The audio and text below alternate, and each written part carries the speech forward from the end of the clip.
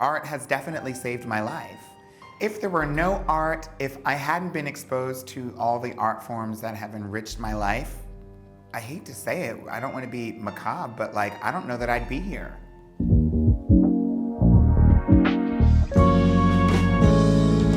Hi, I'm Peppermint, and this is how art changed me.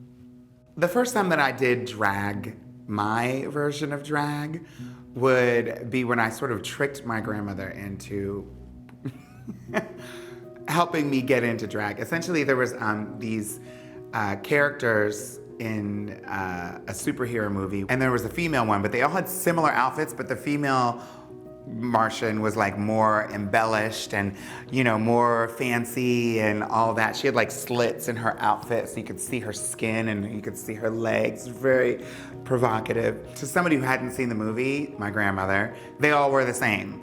And she made her outfit for me. And so I was like running around and like, pew, pew, like just like living. I felt so empowered and felt so free. Then once that happened, I was like, I'm never really dressing up as like a male character again. At the bare minimum, it gave me permission to emulate or imitate how those ladies were acting in the movie and in the TV show. But at the most, it gave me permission to explore and then tap into and then lock onto permanently the mannerisms and the behaviors and personas that I would never leave. You know, I think back to some artists that were really inspirational and iconic, of course, but also really gave me permission to feel okay with the feelings that I was having around my queerness and around my own identity.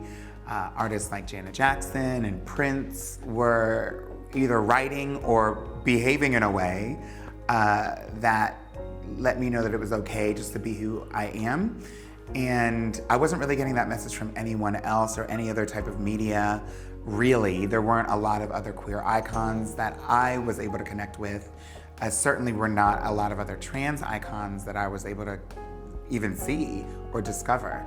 Like when I was applying to go to college, I was not concerned with what was inside the brochure. I was legit looking at the outside of the brochure and looking for people like me. And then eventually got accepted in New York at American Musical and Dramatic Academy. I started working in drag, basically going in drag to the Tunnel nightclub. And then eventually I got hired to work there for $50 a week in New York City. Even in the 90s, that wasn't enough money. As I was bolstering my drag persona to other people, my trans identity was growing sort of under the cover. You know, I mean, I'd always been involved in theater and always loved theater, but it always felt so sterile and really, honestly, really straight and white.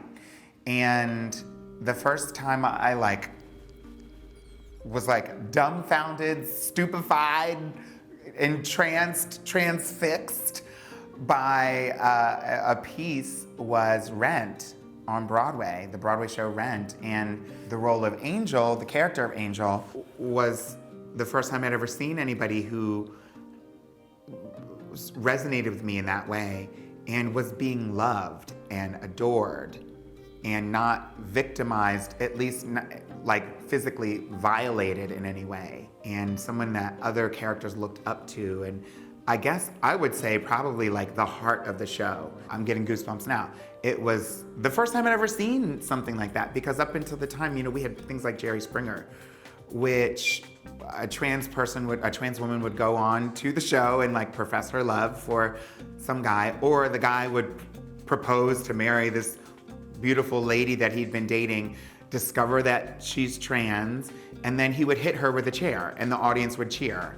And that was like what we had, that's our offering of how to treat trans people who are just saying who they are or expressing love, someone who you loved up until this point. And so here, Rent was showing me a different possibility. And so it's probably not a surprise that I changed my drag name temporarily to Angel.